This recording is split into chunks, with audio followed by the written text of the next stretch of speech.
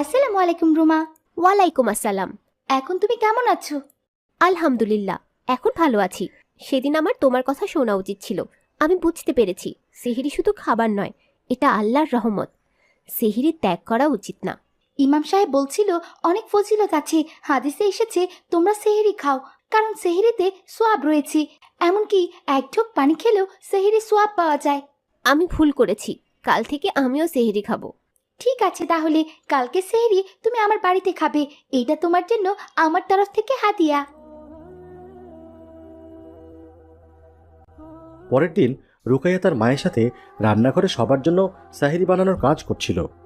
মা, আজকে কিন্তু আমার বান্ধবী রুমা আসবে। হ্যাঁ হ্যাঁ, আমার মনে আছে। তার জন্য আমি সব খাবার ভালোভাবেই রান্না করেছি। মা, সত্যিই রমজান মাসে সেহরি ও ইফতারের সময়টা বেশ বরকতময়। রুকাইয়া তার মায়ের সাথে কথা বলছিল, এমন সময় তার